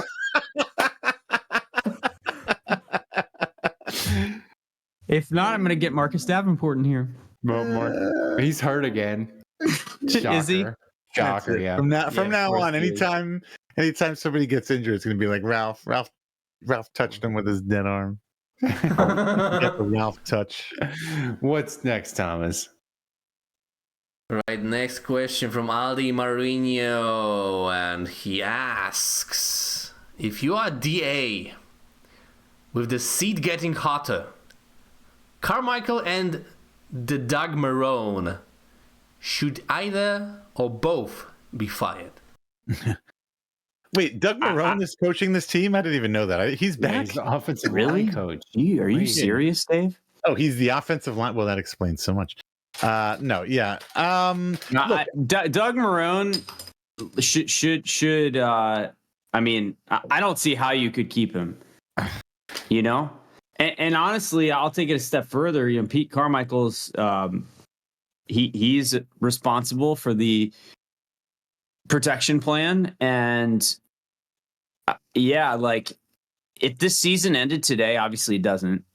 And by the way, the Bucs and Falcons both lost. So like, yeah, the Bucs. Let's not despair here. Like, we're in first place. Yeah. And if we find a way to beat the Bucs on Sunday, we're kicking a team that's tied with us down a rung below us. So we're in the mix here. And if Carr is coming back quick, like all hope is not lost here. But so I just want to say that real quick, because like I know it's doom and gloom. We just blew a game that was horrible, and like we lost our quarterback, and like it seems really bad. But I just want to point out the Saints are 2-1. They play another 2-1 team in our division at home. And if they find a way to win that, and Baker Mayfield's not that good, the Bucs are missing 2 starting corners. Like, this is a winnable game. And if they find a way to do it, then we're in good shape. But through 3 games, Carmichael and Marone should both be fired. Period. End of story. And I'll say this too. Desmond Ridder, he looks exactly like you would think a 3rd-round pick in the worst quarterback draft of the last decade would look. Well, wait, I want to say this. I am not doom and gloom. I'm annoyed by the play of the offensive line, but yeah, like you said, we are 2-1, and like honestly, our schedule with the quarterbacks we have to play, I think our offensive line sucks. I don't think that necessarily means that we can't win the division. I just think it means that if we had a good offensive line, I think we could coast. This would be if the Saints had a good offensive line, we would be breezing through this season, and this would be a lot easier. I just think now this is just going to become like a real grind. Yeah, it's just going to be a grind. I do think it can be done. I think the schedule favors it. I'm not doom and gloom about the offensive line. Honestly, I'm annoyed. I'm like annoyed mad. because you look at it and you're like mad annoyed. If the offensive line was just slightly above average, we could be the number 1 seed in the NFC. I mean, Carolina's already in the dust. They are. Carolina's already in the dust. And the other quarterbacks that you're competing with are Desmond Ridder and Baker freaking Mayfield. Yeah. So I'm not doom and gloom. I don't think any of us on this podcast are doom and gloom. Just find a way to win on Sunday. Find a way to win. I know with Jameis it might be hard, but find a way to win on Sunday. And maybe Alvin Kamara coming back, maybe that helps.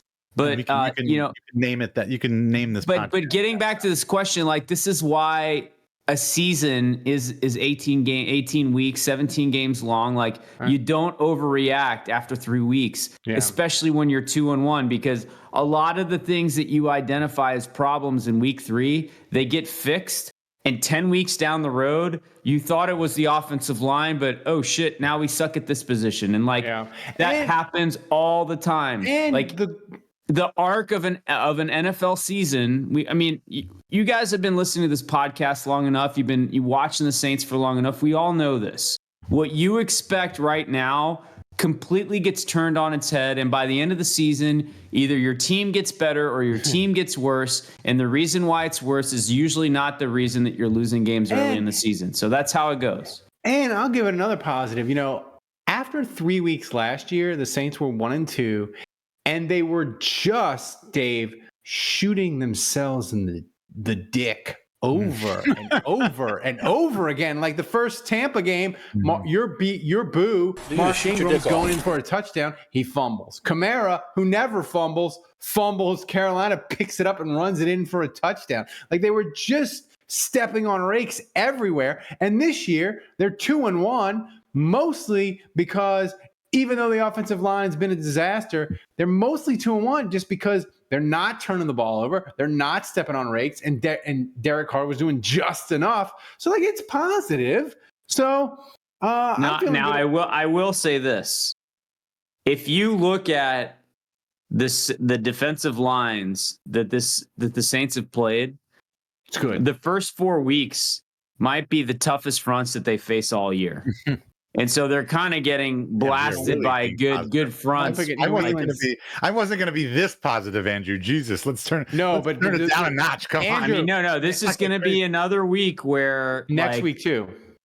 The Patriots are good too. Their defense is rough. Oh, great. Oh! I thought you were going to say like it's going to get easier for us. It's going to get easier eventually, but not this week. Not or next this week. Not this week or next week. Wait. Also, to answer specifically the question, we've gone so far off topic or on topic, I guess, really. But Pete Carmichael. Look, first of all, to me, like Pete Carmichael. Again, I said this earlier. Like I feel like he never even wanted the job. He was asked to come back. So like, I don't feel like Pete Carmichael has any pressure on him. Like if Pete Carmichael, if you're like, okay, Pete, like we don't need you anymore, you're fired. Like I feel like he'd walk out of there like Spicoli, like I don't give a shit, I'm going surfing. I don't think you can threaten Pete Carmichael with a good time of being fired. So Pete, we're taking away the play calling duties. Pete Carmichael would be like, thank God. Can I have me with a good time? Can I have Sundays off now? Right. Can I stay at home? What is my severance? What is my severance? Can I do one of those analyst roles? Right. That's my editorializing. So, Thomas, what's next? All right. Final question of the show. And we are doing the mailbag, right? After. Oh, yeah. We're doing it. Oh, geez. Okay. Let's go. Yeah, I got a question answer for you. We're going to preview that bitch, and I'm going to be drunk as fuck. That's a dumb soundbite. I don't know why you have that. I like it. I don't care about your opinion, Dave. Okay, final question from Who Dat. You best come hard. What celebrity girlfriends do the Saints need to get into the dome to coax better O-line play out of these bozos? Okay, I actually have an answer for this. Taylor Swift is taken, but I would go with another female vocalist that's popular right now. I feel like if Cesar Ruiz could start dating Olivia Rodrigo, that would be good. Yeah. No. The right Go ahead. I was in Miami when the Saints won the Super Bowl. I referenced earlier Carl Nicks and Bushrod and Streif and who am I missing there on the Goodwin? Goody? Not Goodwin, but then also Jari Evans? Jari, thank you. But I was there in Miami, and you know who else was there in Miami? Celebrity sighting. I have a photo of her. Kim Kardashian. We got to get back. Very bougie of you. We got to get Kim Kardashian. That's a good one. We back in the dome. I don't know. Somebody's got what's her Ramcheck. Let's get Ramcheck on that. Is Kardashian single? I got the answer, Dave. I got the answer. I saw a TikTok video. I don't know if it's recent, but it feels like it was Britney Spears, and she was dancing, but she was dancing and swinging knives. I feel like Britney Spears dancing, swinging knives, dating Trevor Penning, threatening other offensive linemen to play better, or they're going to get the knife. I feel like that would get those bozos playing better. I just realized Ramcheck is married, so sorry. Ramcheck's married. Sorry, Ryan. That was disrespectful to your wife. I apologize. I think McCoy is married too. So it has to be. Penning is single, right? Penning is single. There's no chance Penning is dating anyone. Yeah. The funny thing, if Penning would date Taylor Swift, the Swifties would fight Saints Twitter, and I'm for it. It would be like Godzilla and Mothra. I'd be for it. How close are we to Ralph doing some peach knobs? Because he's starting to slur his words a little bit. Not close enough. Yeah. Next week. Next week. So Thomas, that was the last question, right? Yes, sir. Somebody drop like 2,000 bits now. Make Ralph drink this right at the end. So here. So now we got to do the game preview. The Bucs, they had 99 yards of offense yesterday. And granted, it was in the rain. It was Philadelphia. They're good or whatever. But that team is bad. And here's the thing that I know Tampa Bay is bad. I got to get a beer. Andrew, the Bears, who are an absolute dumpster fire, their defensive coordinator resigned, and then they had a forensic truck show up at the facility because he was doing bad searches on the Google, apparently, like really inappropriate stuff. Mm-hmm. So they had to send him home. Like the Bears, as bad as the Bears were, the Bears had the ball down 20-17 against Tampa with a chance to win the game. So like Tampa, they might be 2-1, but they're really bad. So are we doing a recap of last week first? Yeah, do the recap. I don't care. I just want to point out, if Green Bay had missed that 2-point conversion, my score would have been correct. Yes, I mean, I was that close. You were this close to being dead on balls accurate. And I got the Saints score correct. You did. 17. Does he get any points? You did, but they didn't. No, they didn't win, so it doesn't matter. Oh, thanks to Arkmage. 1K Arkmage. bit. 1K Let's bits. go. How close are we now to Peach Nuts? How close are we now? He's asking like 5K bits. 5K bits. 5,000? Yep. So what is that in like American dollars? $50. $50. There you go. Let's do the recap. Kevin gets 1 point for predicting the Green Bay to win the game. Ralph again -2 points. You're on a good streak. Kevin is, living to his fame. +2 points. Tony Jones Jr. had the most fantasy points, 9.2. Third week in a row, by the way, Kevin. Kevin is the master of this. I feel like. Didn't Kevin win last year too? Did he? At halftime. Or did I? At halftime. No, you were last. That's because Kevin kisses Thomas's ass, and at halftime, I felt great. I was like 17-0. The Saints are going to roll. I am going to win. It all fell apart. So who goes first, Thomas, in this? I mean, let's look at the current standings. How many points you guys have? Let's wait for the graphic to load up. So Kevin is in the lead, 9 points. Andrew is second with 4. All right, I'm in this. Dave, 2 points, and Ralph -1. You're doing great, point. Ralph. Keep it up. But Ralph so far has been tanking with his fantasy player picks, so he still hasn't used the big guns. That's though. right. I'm saving them. So who wants to go first? Who wants to go first? I'll go first. Dave? Go ahead. Yeah.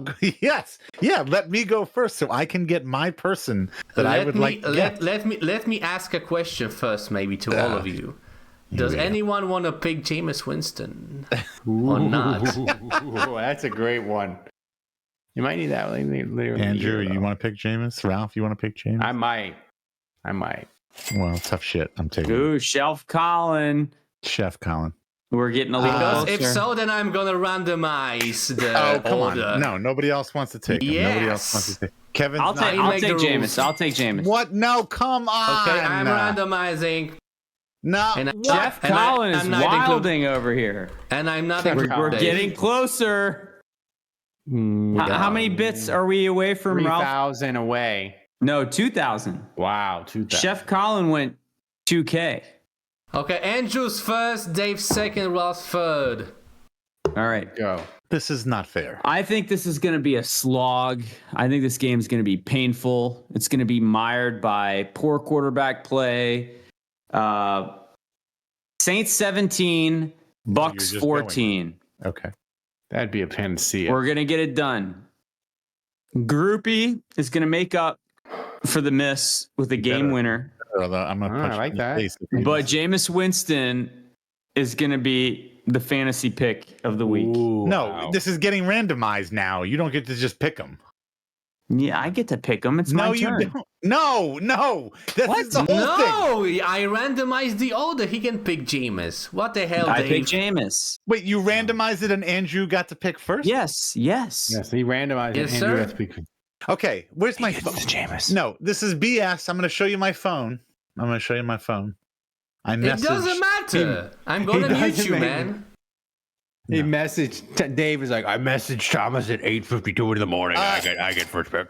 It doesn't work. It doesn't work chipping like away, that. baby. We're getting close. It wasn't at 8:52. It was at 10:38 a.m. Central Ralph, Standard Time. you better pucker up those lips for some peach schnapps, buddy. I said, and I'm taking Jameis Winston for my fantasy player. Just letting you know now, so that I get first dibs on him. It's 10:38 a.m. like Central that. Standard It doesn't Time work on like that, Tuesday, September 26, 2023. I had to make sure that Kevin didn't like homestead this shit and like go out to Oklahoma and sit on Jameis Winston He for just a year. randomized the draft order, and I understand won, that, but and I'm I not picked happy Jameis. with the results of that.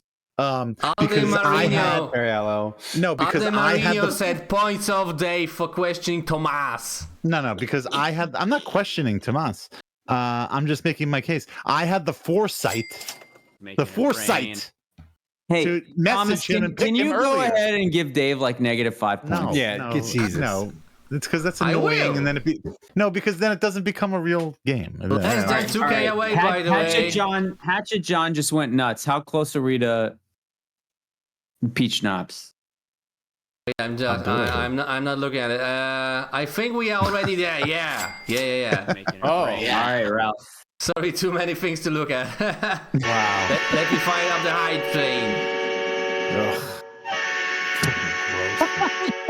The look of disgust in Ralph's face. He's like, oh shit, what did I sign up for? I know. Like, thing is, like, here's a peek into my life. Like, they have all this construction. They have all this construction in Pearland, so I have to get up at 5:30 to beat the freaking traffic. And now I'm gonna be buzzed, and it's the look of disgust and like just like regret in Ralph's face is incredible. And I made the mistake. I drank all of my hard hide strawberry lemonade. So then just pour some more hard hide. I don't have it near me. I need Sally. Where's the Sally soundbite? This could not be more appropriate. For hey, Sally, I need assistance. I do need it. Sally's not doing it. She's locked into the Astros in a playoff death struggle. Gross. Peach schnapps. And the cup is overflowing. What did you just sip? What did you just sip there? I sipped and we're doing green tea from my lunch. Or like some Sobe green tea. No, and we're doing how was that, Ralph? Mailbag, yeah. Panera bread. How was it? It was. It's terrible. Like, hey, Sally, I need assistance. And Sally hasn't been doing world weddings since like 2017, so it's at least 6 years old. You know. That's because you've been supporting the family, this whole time. You've been raking in the big bucks. No, it's just that, when you have a kid, the breadwinner. You can't. When you have a kid, you can't go to London and the Netherlands and do all these destination weddings around the globe. You can do it. I love the patrons, but I'll say this: it wasn't as bad as the jalapeno pepper whiskey, which is just gross. Just gross. I'm disgusted. I'm disgusted.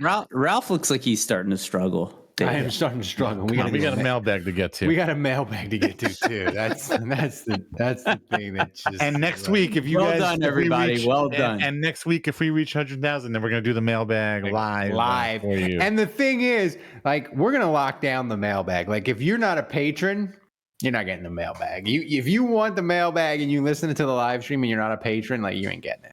Sorry.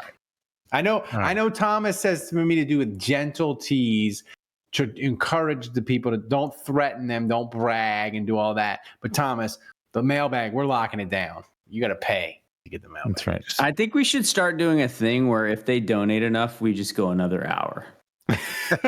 we just keep going. Wait, are we punishing them or are we? Yeah. Good question. That's right. Unclear. Or is this a reward? It's called a subathon. And that's a thing on Twitch. Oh yeah, the 24 hours. Every sub extends the length of the show. Yeah. Okay, I like that. I like that. So Andrew went and he picked Jameis Winston. Yeah, all right, I'm going. So you go. It doesn't matter now. It ends in a way, Andrew, that people beg. I mean, streamers beg people to not donate anymore. That's how it ends usually. Because they want to go to bed.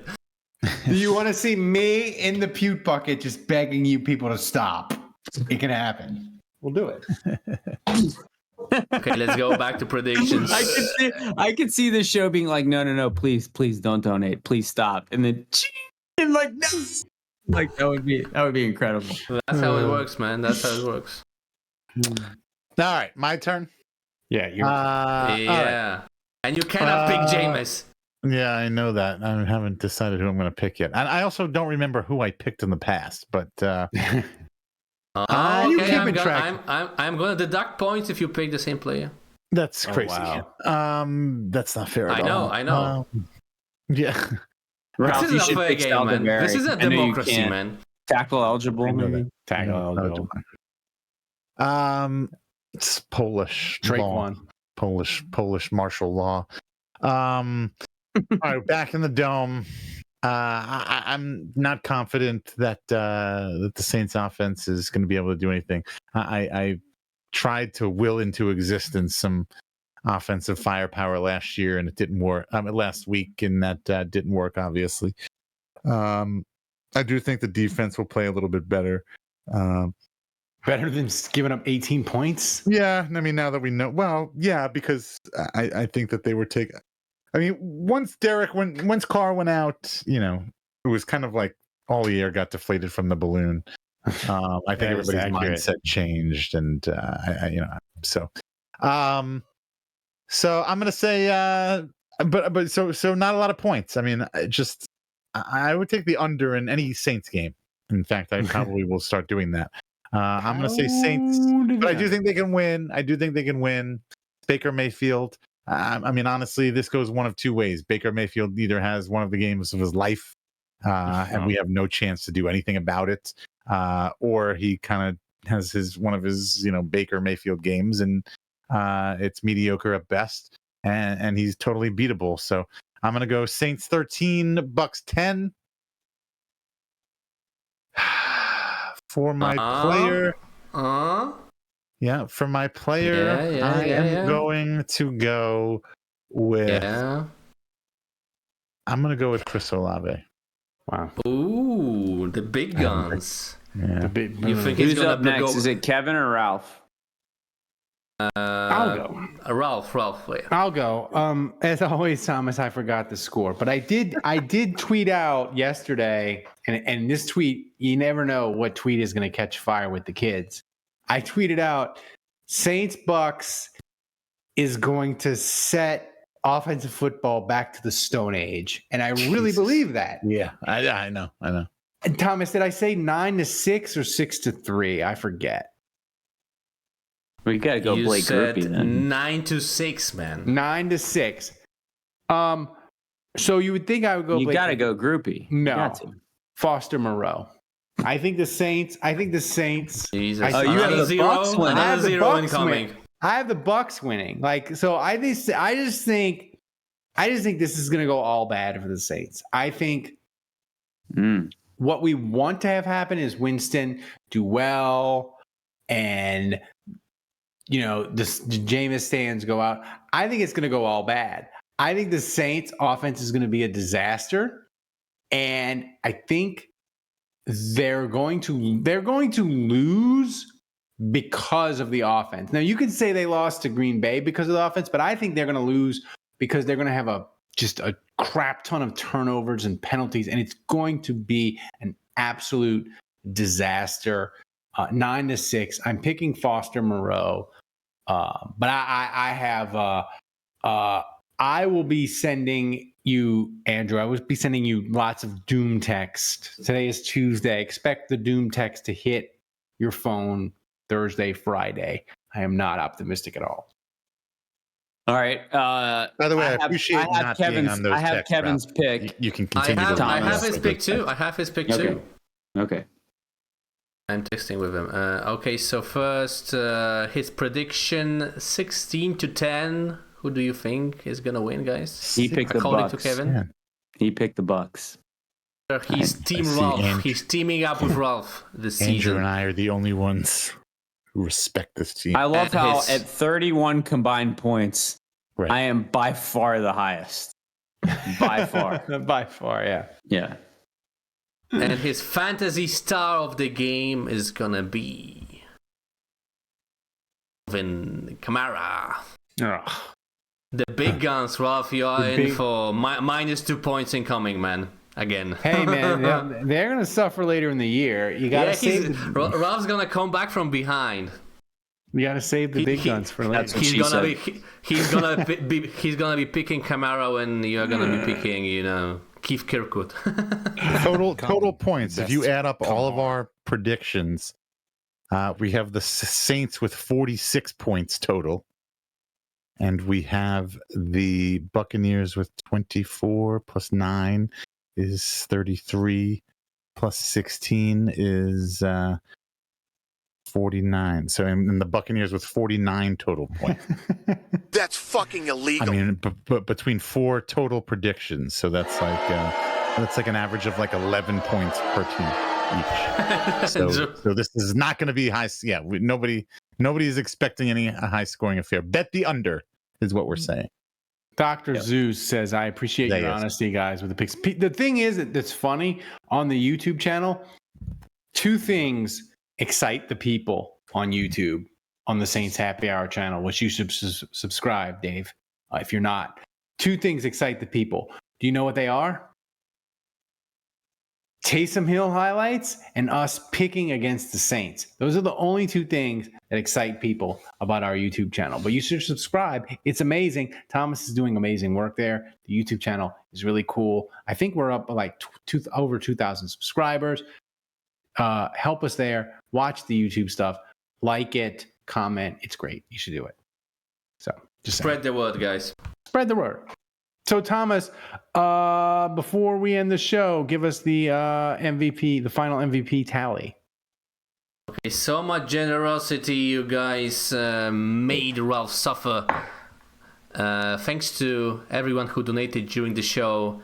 Brad C. Knapp, Budrich, Who.Goffer, San Antonio Saint, Ark Midge, Cheese and Champagne, Chef Colin 123, and the MVP with 7,500 bits for the second time this season, who is Hatchet John. Congratulations. Give him the knife. Give him the knife.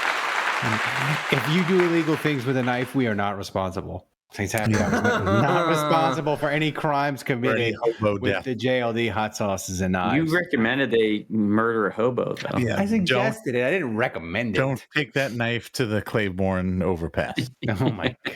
Oh my God. We are off the rails officially. What's Claiborne Pass? Horrible. It's a New Orleans thing. There's like a homeless encampment under the Claiborne. Oh my God. Jesus Christ. They're going to cancel. I'm not the one who said don't murder a hobo with it. It's true. Noel Lafredo wants to know if Britney Spears can give Hatchet John the knife. So, guys, thanks to everybody for listening and supporting Saints Happy Hour. Please go to saintshappyhour.com, become a patron, support the show. We can't do it without you guys' support. Thanks to Dave, thanks to Andrew, thanks to Kevin for not being on the show, but at least texting Thomas during the show. Kevin's going to be back as soon as he gets his job situation settled. He's going to be back on the show eventually. And thanks to Thomas, the best producer on earth, running the show back in Poland as always.